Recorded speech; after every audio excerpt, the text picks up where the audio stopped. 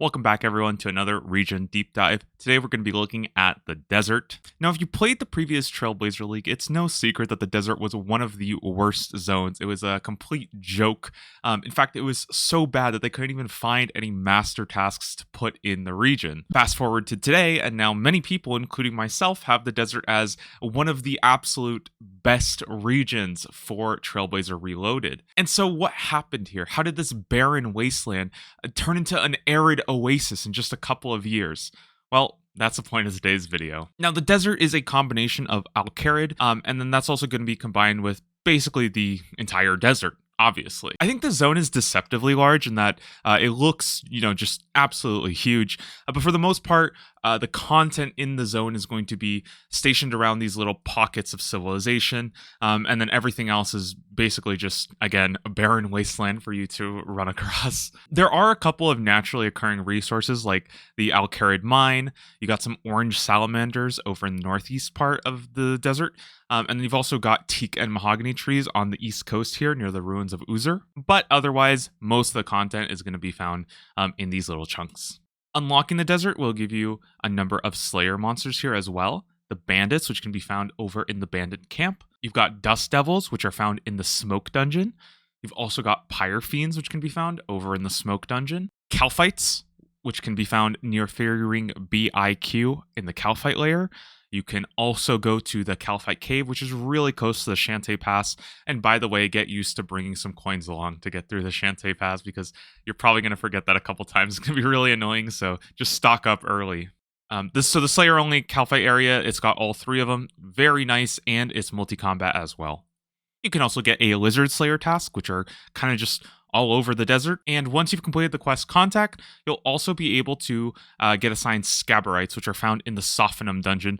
However, these guys are pretty bad, so I wouldn't really recommend doing them. Now, moving on to quests, unlocking the desert will actually auto-complete Desert Treasure 2, as well as all of the prerequisites. This is arguably the hardest and longest quest in the entire game right now, so if you're not a big fan of questing, and I'm sure a lot of you aren't, this can be a very, very big reason to go for the desert because you are going to unlock a lot of quests. In fact, this could actually be a negative because a lot of the quests that you will auto-complete once you've unlocked the desert are quests that you may want to go ahead and do manually if you unlock those other regions first. Remember that all quests do benefit from the experience multiplier as long as you complete them manually, but if you auto-complete the quest or if you have it auto-completed through some kind of prerequisite, then you will not gain that experience. In particular, the Temple of Icove is a Kandarin quest. This gives you a healthy amount of ranged and fletching experience, so I would definitely try to do Kandarin first if you want to get that done. Also in Kandarin is the Waterfall quest, which will be auto-completed if you do Desert Treasure 2. This is one of the easiest quests you can complete and gives you a heck ton of attack and strength experience, which can really boost you in the early game. Definitely, if you want to get Waterfall quests, you want to get that experience, try to do Kandarin and get the quest done before you unlock the desert. Over in Zeah, the Garden of Death only requires 20 farming, but gives a 10,000 farming experience reward. So this can help boost your farming in the early game and basically skip all the early levels and all the low experience farming options. And finally, if you plan on unlocking Mauritania, you may want to go there first and do His Faithful Servants. This is a mini quest that basically has you complete the Barrows Brothers one time, and this rewards you 20,000 prayer experience, which is a lot. So again, all of those quests will be auto-completed, as well as a couple others. They're just not as important. They'll all be auto-completed once you unlock the desert. So I would definitely recommend to try to, change up your order so you can hit those first. In addition to Desert Treasure 2, there are some important quests in the desert that you're definitely going to want to complete. Obviously, Beneath Cursed Sands is going to be very important for you, so you can unlock Tombs of Amascut, which is the main raid, main PVM content in the area. Beneath Cursed Sands, as well as the prerequisite Contact, both have a couple of difficult boss fights, so you might need to get your combat level a little bit higher. This is probably not something you're going to want to do super early. You're going to want to train up just a little bit so that you can handle that comfortably. Over by the ruins of Uzur, you'll be able to do the Golem and then the follow-up quest, Shadow of the Storm. This gives you the Dark Light, which is not that great against demons unless you upgrade it to the Arc Light, which would require Zeah, but completing Shadow of the Storm does give you a 10,000 experience reward to any combat skill that you want. So this can be a nice way to get your range or magic up because killing the boss at the end requires you to use Dark Light, so you're going to want to have at least some melee combat stats to get the last hit. And over in Narda in the southeast, there is a quest called Spirits of the Elid. This is a pretty simple quest to complete without that many requirements, but it does also give you 8,000 prayer experience, which can help you again get your prayer going. Now, while you're going through the desert, you're of course going to have to think about how do you deal with the desert heat. You can, of course, grab desert robes or just bring some water skins along. You can also bring a knife in case you want to cut cactus to refill your water skins. But once you continue with the zone, there's some better options, such as the Circlet of Water. This is a reward from Beneath Cursed Sands, which basically acts as a traveling water skin that you can hold a bunch of charges on, and you just wear it as a tiara. In addition, once you've completed the Elite Desert Diary, you'll get the Desert Amulet 4, which gives you 100% heat protection completely free. Speaking of the Desert Amulet, once you have completed the Elite Diary, you're also going to be able to have unlimited teleports to Narda, which is very useful because you'll have access to the Elidinus statuette. This restores all of your health, as well as boosts your hit points past max, so you can see I go up to 106 hit points. It's going to restore your prayer, your special attack, your run energy, as well as curing any poison. The only thing that this doesn't do is it does not restore your stats, so you may want to bring some kind of stat restore, like a super restore, if you plan on using this for any kind of bosses that will be draining your stats. In leagues, this is actually a very important thing to have some, shrine that heals you. If you don't have access to the Fremenic, it's impossible to make an ornate rejuvenation pool in your own house. Otherwise, you would need like the Wilderness to use the Ferox Enclave, but this is another great option. It's just going to have that quite difficult requirement of the Elite Diary. One thing to mention is that the Calphite Queen head, you're not going to actually have to put it in your construction because that would require Fremenic. So all you have to do is kill the Calphite Queen and get like the tattered head that she drops, and then you'll have that task auto completed. It's also good to mention that almost every single region in Leagues 4, you will be able to complete the diary. They like to, auto-complete the tasks that require other regions. So definitely check out the diary rewards in the regions you pick. Some of them are very, very strong and very worth doing. And there's almost always tasks associated with completing diaries as well. The clay oven in Narda is actually one of the fastest ranges to a bank. It does work as a range. And the only ranges that are actually faster than it would be the Myths Guild, which would require Fremenic, the Cook's Guild and the Varrock, which you will have access to, but you'll have to complete the Varrock Hard Diary, which is probably going to take you a while, or the Hasidius Kitchen, which would of course require Zaya. Additionally, in Narda, you have the Herbalist, Zahar, which can clean herbs for you. So I've got this grimy Terramin here, and it's only 200 coins each, and I'll be able to clean them all. In fact, once you've completed the Desert Hard Diary, they can also clean noted herbs as well. Additionally, let's say you have a bunch of noted herbs and a bunch of vial of water. You can also make unfinished potions, which would again cost 200. This does require the Desert Hard Diary, but you can bring like thousands of herbs and vial of waters and just make all of your unfinished potions, which will save you a lot of time because it doesn't actually give you any herblore experience to mix them.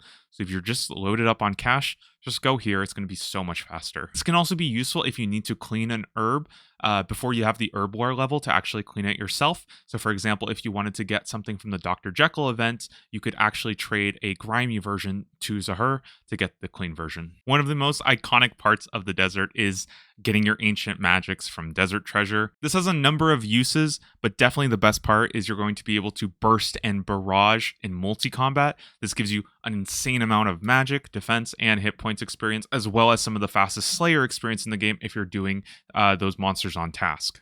Also, surprisingly, the Ancient Staff is a very decent melee weapon. It's actually better than a Rune Scimitar.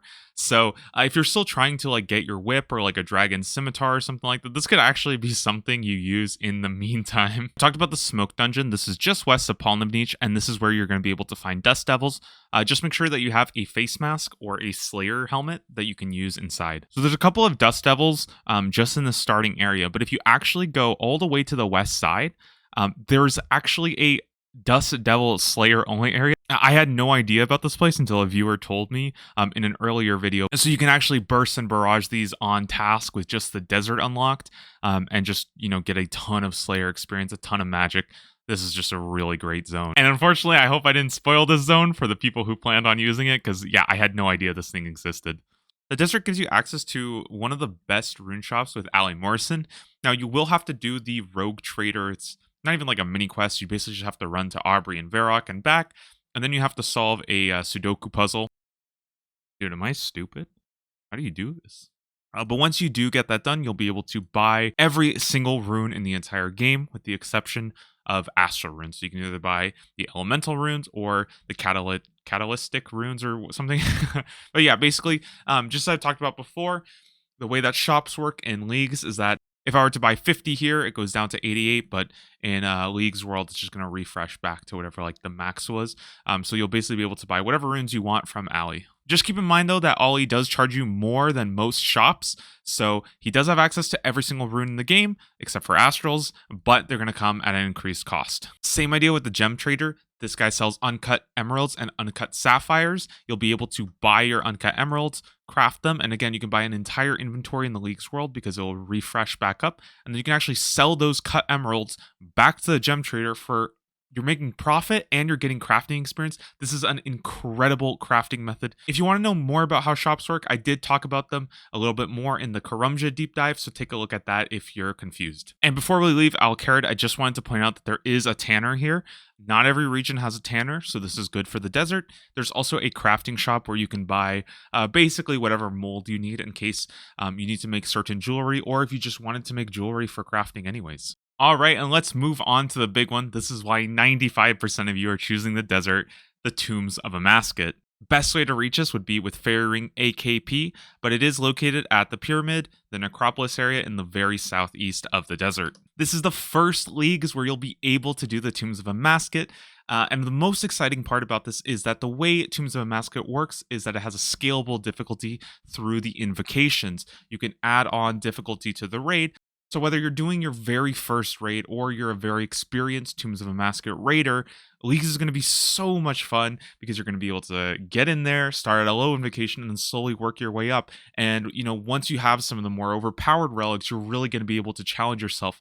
I'm very excited to see, the first solo 600 time. That just sounds awesome. All of the uniques in Tombs of Amascut will have their drop rates affected by the boosted drop rate, and there's also no cap to the chance of getting a purple. This means you could effectively get a 100% chance of getting a purple by doing a raid, depending on your group size and invocation difficulty. As an example, if you're doing Tombs of Amascut as a duo at just invocation level 545, which is still a pretty steep challenge, you will have a 100% chance of getting a purple every single raid, although it's gonna obviously be 50-50 who actually gets it. I don't think you can get multiple people to get a purple in the raid. That's why I don't know if 8-mans are going to be that effective. Luckily, I have a lot more experience with Tombs of Amascut, and I could probably spend an hour talking about the raid and what kind of invocations that you can do. But if this is your very first time, I just made an example of a 150. This is where you'll actually start getting purples.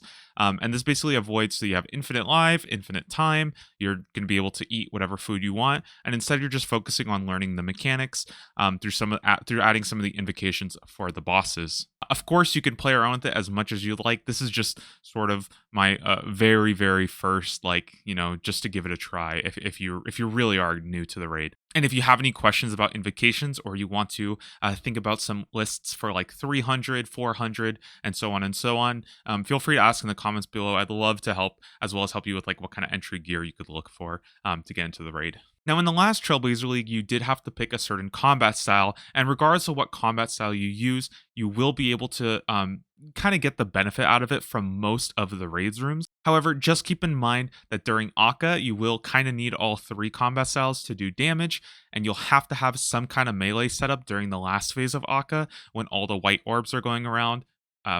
Only melee damage can damage Akka then. And also for Wardens during phase 2, they're going to alternate between only being able to take damage from mage and then taking damage from ranged. So make sure you have a setup there as well. Tombs of Amascut has a ton of great drops for all the different combat styles. First up, we got the Fang. This weapon has unbelievable accuracy. It's one of the best weapons in the main game. However, I'm not entirely sold on how good the Fang is going to be for leaks, just because you get so much bonus accuracy through your relics, and the Fang's real power is the fact that it is incredibly accurate. And I haven't done the math for it exactly, but if you already have an insane accuracy and you're basically never missing anyways, other weapons are probably going to get a lot closer to the Fang in terms of damage because they're not going to be missing, because you're going to get so much bonus accuracy through the relics themselves. Fang's still going to be great, don't worry. It's just, it might not be quite as dominant as it is in the main game. The Light Bearer ring increases your special attack regeneration. As I've mentioned countless times, special attack builds always manage to become incredibly powerful in leagues. And just getting more special attack throughout a fight is just going to mean you're going to be able to dump more special attack, especially in Tombs of Amascut with like an adrenaline potion. You could just be going absolutely nuts with a special attack weapon like the Dragon Claws or the Zerite Crossbow. I'm really excited to see what comes out of it. You'll also get the Eladina Sword. This is essentially the best in slot offhand for magic. However, to fortify it and really get the potential out of it, you'll also need the Wilderness. Masori armor is your best in slot range gear. To upgrade it to the fortified version, though, you will also need Ascarnia so that you can upgrade it with Armadillo pieces. Just keep in mind, though, that if you are going for Tyrion Win and you're using the Bofa, that benefits so much more off crystal armor that you probably don't really want the Masori with a Bofa. You're better off just sticking to crystal. And, of course, the Mega Rare Tumikin's Shadow. This weapon is absolutely insane. The best in slot mage staff. Most of the power from the Shadow comes from its passive. This means that all accuracy as well as all damage bonus to magic is going to be tripled. So if you plan on using mage and you plan on getting the shadow, just make sure you also have some kind of options that are going to buff your percent damage. In particular, Kandarin gives you the occult necklace, which is 10%, and the tormented bracelet, which is 5%. Together, that's 15%. Tripled, that's going to be 45% damage that you'd be missing out on if you don't go Kandarin. And also that damage and accuracy bonus is actually going to be 4 times inside of Tombs of Amascut. So if you do get Spoon the Shadow early, oh my god, you are going to be clearing tombs so freaking fast. I cannot wait to give this a try. To put in perspective of like the Twisted Bow, my estimates for the Shadow is somewhere around 30 to 40 hours, possibly faster depending on what kind of gear I have available and how powerful the relics are once you get them all. There's a couple other drops that you can get from Tombs of Amascut. You can get the Divine Rune Pouch. Rune pouches, you can buy them just by going to a Slayer Master for Slayer points. And this will upgrade the Rune Pouch from being able to store 3 runes to 4 runes. Absolutely great for everybody. The Karis Partisan is a reward from the Beneath Sands quest, and it's actually a pretty solid stab weapon. I think some of my first Tombs of Amascut kills are going to be using a Karis Partisan, and this can be upgraded by acquiring gems inside of the raid. Most notably, the Karis Partisan of Sun, which is the yellow gem, has a special attack which restores all of your health. And I could see some really cool uses of this with like with a special attack relic. So you basically have like an on-demand free regenerate all your health, although it will cost 50 prayer, so you're going to have some way of restoring your prayer as well. You'll also get plenty of Dragon Stones, Battle Staffs, and the Lily of the Sands. Those can be used to create Menophyte remedies, which will restore your stats. Remember we talked earlier about how the Eladina statuette does not restore your stats? Well, that's one way that you'll be able to get all your stats back and then use the Eladina statue for the full health regen. And we're not done with PVM yet because, of course, one of the most recent additions to the desert were the Desert Treasure 2 bosses. Unlocking the desert will give you access to them, but you'll also have to have the appropriate region to actually be able to challenge them and get their drops. You can get to the Leviathan by going through Guardians of the Rift, which is also unlocked through the desert, so the only thing you'll need to unlock Leviathan is to just unlock the desert. With Zaya unlocked, you'll be able to challenge Vardorvis over in the Stranglewood. Fremennik is home to Duke Succulus. Please ignore all my crazy tiles going on here. You will still have to do the prep phase where you make the potions, and this might seriously slow down your kills, whereas all the other bosses you'll just be doing so much more damage than usual and getting some much faster kills. I think Duke is relatively going to be the slowest boss to kill for sure. And with Ascarnia unlocked, you'll be able to challenge the Whisperer under the ruins of Camdazal. Now, you can fight these with any combat style except for the Leviathan. You cannot attack the Leviathan with melee. I also would not encourage fighting the Whisperer with melee, as she has a very, very strong and accurate melee attack. And I'm not sure how you're going to be able to deal with that. You're just going to be taking some crazy damage. Every Desert Treasure 2 boss drops its respective vestige, which can then be upgraded to make the best in slot rings. However, that will require Fremennik as well to get the rings to actually go ahead and upgrade them with the vestige. Leviathan drops the range ring. Vardorvis drops the Ultor ring. This is the best in slot for melee strength. Whisperer actually drops the best attack bonus ring. And Duke drops the best in slot magic ring. In addition, all 4 bosses do have a shared drop table you can get the Virtus robe set. This isn't quite as good as Ancestral, but it's honestly a pretty good substitute if you don't want to go to Kourend and do Chambers of Xeric to get your Ancestral pieces. Virtus also has a damage bonus to Ancient Magics, so it's definitely a good option if you plan on bursting and barraging. Finally, Jagex has announced that every single boss will actually be able to drop all 4 pieces of the Soul Reaper Axe. So if you want to play around with the Soul Reaper Axe, maybe you go for a melee build set up for it, or it might just be your best melee weapon. You know, if you're going through the desert and you're not running melee, but you just need a melee weapon. The Soul Reaper Axe will also function like the Bludgeon, where you'll get 1 piece at a time. You're not going to go unlucky and get randomly 3 of 1 piece. Before you've gotten some of the others. You'll get them in order. So once you've basically hit the drop 4 times, you'll have a Soul Reaper Axe. And the pinnacle of last League's desert, you will of course have access to the Calphite Queen. I don't really know what to say about this boss. It's super boring. It's basically just a DPS race. She does a lot of damage to you. As you can see, I'm kind of getting torn apart here. Just remember to make sure you bring a rope as well as a rope to get into the Calphite layer. And then once you do get the Calphite head, which is a drop from the Calphite Queen, try to get your Elite Diary done so you can actually use this shortcut. Or, just have last recall or something and slam however many Calphite Queen kill count you need to do for a task. There will definitely be a task for the Calphite Queen. There's really nothing special about her except for the fact that she does drop a dragon pickaxe. So it is nice that you can get your dragon pickaxe through the Calphite Queen. And technically this does count as a boss, but with the desert you'll be able to challenge Temperos. Temperos is fantastic fishing experience. You can also get a little bit of cooking, and there are a couple of decent rewards that you're going to want to keep an eye out on. Now, by completing Temperos, you will get permits that will allow you to fish from this pool. Mine is empty right now because I haven't done very much Temperos. And the rewards from this do scale based off of your fishing level, with the absolute best available at level 81. So what you may want to do is wait to actually collect your rewards until level 81. That's where you're going to get the highest tier of fish available. And once you've actually gotten 81, then you can just collect all your rewards at once. There are a few uniques you can get here, such as the fish barrel. This will store up to 28 raw fish, so it's like a second inventory of fish. Now, if there is no relic available that lets you auto bank fish, or maybe you just want to pick something else in that tier, this will let you AFK fish for even longer. In particular, you can AFK Karamblons for 2 inventories before you need to go and bank. You'll also get the Tome of Water and Soaked Pages, which give this charges. This acts as an infinite source of water runes. It also buffs the damage of water-based spells from the standard spellbook. Keep in mind that this does not work with ancient spellbooks, so you won't be able to use Ice Barrage and get the 20% bonus from the Tome of Water because it only applies to things in the standard spellbook. And finally, you can get the Dragon Harpoon from Temperos as well. Originally, I thought you needed Zaya and Worms, but thank you to the people who corrected me. You can also get the Dragon Harpoon through Temperos.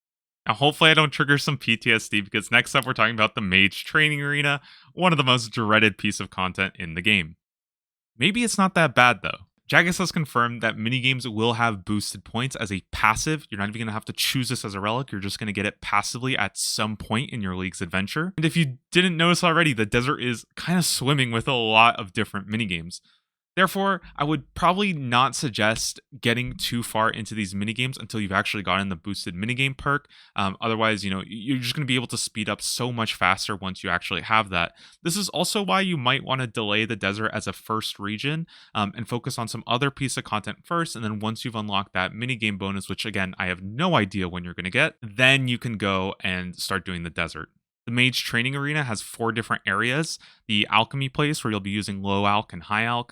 The Graveyard, where you'll be using Bones to Bananas or Bones to Peaches, which you can unlock by doing Mage Training Arena. The Telekinetic Room, where you'll basically be using Telekinetic Grab. And the Enchanter's Teleport, where you'll be using whatever level enchant you have. The higher, the better. So you might want to save the Enchanter Room till your magic level's a little bit higher. I actually think the Mage Training Arena is pretty decent early game magic experience. You're going to have to do this anyways, so you might as well get some of your magic experience done over in the Mage Training Arena. Some of the cool rewards you can get here include the Master Wand, a very strong wand, although the points required might actually be quite a bit. You can also get the Mage's Book, although the Eldina Sword is probably just a much better offhand, so you might want to skip that. And you can also get the full Infinity Robe set, which is decent magic gear if you don't have Arims or Ancestral or Virtus. Also in the desert, you'll have access to Guardians of the Rift. This is some amazing rune crafting experience and also a good way of knocking out your rune crafting before you have, a bunch of pure essence from monster drops. One thing about Guardians of the Rift is you will not have access to every single altar. There are no area restrictions. So, for example, the Mind Altar is located in Asgarnia. You can go to the Mind Altar through Guardians of the Rift. However, some runes do require a certain quest to complete. So, to create Law runes, you're going to need Asgarnia. To create Death runes, you would have to unlock Tyrannwyn. And to create Blood runes, you would have had to unlock Mauritania. And in addition to that, you would have completed the Sins of the Father quest, which is not auto-completed if you choose Mauritania. Don't let that stop you, though, as you'll still be able to get decent points and pretty good experience here, regardless. The unique drops from Guardians of the Rift are boosted as well. You can get the Abyssal Lantern, which has a bunch of different uses inside of the minigame. Usually the best logs for the Abyssal Lantern are Redwood logs, although that would require Zaya, or you could actually get it through the Shades of Morton minigame, which would require Mauritania. The Abyssal Needle is how you get the Colossal Pouch, basically a combination of all the pouches you have available. Obviously, it's fantastic for rune crafting. You'll also get pearls, which you can use to buy talismans. This might be an alternative if you don't want to go through the abyssal area and grind abyssal creatures to get your talismans. You can actually just go and do Guardians of the Rift to get them. And once you've got the talismans, then you can go make on-demand runes from the respective altar. And you'll also be able to buy the Raiments of the Eye set. This is the rune crafting set bonus, which gives you up to 60% more runes when rune crafting if you ever want to make runes. However, this does not give you more experience. Yet another minigame just east of Alcarid is Giant's Foundry, located at the Giant's Plateau. All this requires is a very simple quest where it basically just teaches you the basics of the minigame. So if you've never done Giant's Foundry before, don't worry. I think I did it like 15 minutes before I started recording, and it's very, very simple. Giant's Foundry is a solid source of smithing experience, and it's very efficient per bar. So if you don't have a region where you're going to be able to collect a lot of bars for smithing, such as the Blast Furnace, this is a very nice way to be able to use your bars effectively and not have to spend too much. So you will need some resources, but that doesn't necessarily have to be bars. You can actually use items that are made from bars, and you can buy those items from different areas across the game. One of the best ways is the Varrock Sword Shop. You can easily just buy weapons up to adamant and then use them as material. Also, with just Misthalin unlocked, you'll be able to get rune plate bodies from Ozaic and adamant plate bodies from the Champions Guild. So you'd essentially be able to use those as rune bars and addy bars to create items in this minigame, which would obviously give higher experience than, steel or mithril. The minigame is super easy. You're basically just taking the mold from the lava to the different tools. It's very, very straightforward, so I'm not really going to explain it much more than that. As for the rewards, the first thing you definitely want to get is the Smith set. This has a 20% chance per piece to increase the speed of smithing actions at an anvil by 1 tick. When fully combined, this is 100%, so you're always going to be smithing 1 tick faster. It also increases progress in the minigame itself, so that's why you definitely want to be getting this first, so that it's going to speed up how fast you get points or any tasks that you have to do here. If you have the Dwarf Cannon quest unlocked, this would require Kandarin as well as Asgarnia. You can buy the double ammo mold so that you'll be able to craft cannonballs twice as fast. Kovac's Grog gives you a temporary bonus of +4 smithing. It only requires 300 points, so this might be useful if, let's say, there's a certain task that requires a smithing level. You just want to bump up to get that so you can complete that task a little bit earlier. You can also buy a couple of consumables if you have a bunch of extra points, such as a smithing catalyst. This halves the amount of coal required when smelting bars at a furnace and also gives you twice the amount of experience. However, smelting is typically a lot slower than actually smithing, so I would only use this if you already have like a ton of points to spend. And you can also buy Ore Pack. This basically just contains some random amount of noted ore going from coal to runite. Runite's going to be a lot rare, so you're typically going to be getting a lot of coal and iron. Also, you've got the Colossal Blade, which I've only seen people use for PK Purers. I don't think this has any uses, but you can correct me if I'm wrong. Although, because I just said that, I am now expecting there to be a task to get it, just so you can look really cool with the huge sword trailing behind you. Our next minigame, which has been going through something of a renaissance recently. You can start the Sorcerer's Garden minigame by talking to Osman, and after Beneath Cursed Sand, this becomes Selim. And after that, you can speak to the apprentice to actually be teleported to the Sorcerer's Garden. Before you go, though, make sure you have a pestle and mortar, as well as some empty beer glasses, which you can find simply by searching the shelves. You can also craft them yourself if you'd like. Maybe that's faster for you. And there happens to be a ton of them over at the Brimhaven pub. So you can also try to get them through that. Sorcerer's Garden has 4 rooms corresponding to each season, which goes up in increasing difficulty of thieving level required to be able to do that. Now, the minigame itself has you running past these elementals, finding safe spots to hide from them, so you can actually pick fruit from the tree. You can either do this traditionally by knowing where to hide and when to run to the next spot. There's also certain setups for every room where you will get the elementals in such a pattern where you'll be able to actually click the tree one time. And if your timing was correct, you'll be able to go all the way there. You won't have to actually dip and dodge any of them. You'll just auto path there without getting hit by a single one of them. However, recently people have discovered that if you do the Sorcerer's Garden in absolute massive amounts of groups, so this world has like 2,000 people, you can actually just run so fast that the elementals can't get all of you. And so I managed to get through this whole thing just by clicking it, ignoring all mechanics, getting the fruit at the end, and it teleports me right back to the middle so I can basically start all over again. So this is a pretty cool method, and I'm sure a lot of the desert folks are gonna figure out a way to get this done on leagues too, where we just have so many people running that you're just not gonna be able to get caught. I do want to warn you though that the elemental targeting is somewhat based off of like your user ID. So unfortunately, some people end up as like sacrificial lambs for the whole group where they get spotted much more frequently than everyone else. And then everybody else has a very easy time getting through. So if you are that person, I'm terribly sorry, but that is your fate. You must help everybody else get their Sorcerer's Garden task done as fast as possible. You can also choose to pick herbs instead. This will just give you some farming experience in case you want to get your farming up early. It also will give you some herbs if for whatever reason you need to get herbs. And they also are clean herbs, so you're not even going to need the herblore level to clean them. Of course, you could also just clean them in Narda. Luckily on leagues, you'll have unlimited run energy, so you're not even going to need to use like stamina potions. You're just going to be able to send as many laps as you'd like. Now, once you've got your squirk fruit and some beer glasses, you can use a pestle and mortar on the squirks to make the juice itself. Be careful, you don't want to drink this unless for some reason you really need a thieving bonus. Instead, you want to go back to Osmond or Selim, talk to them, and turn in any squirks that you have.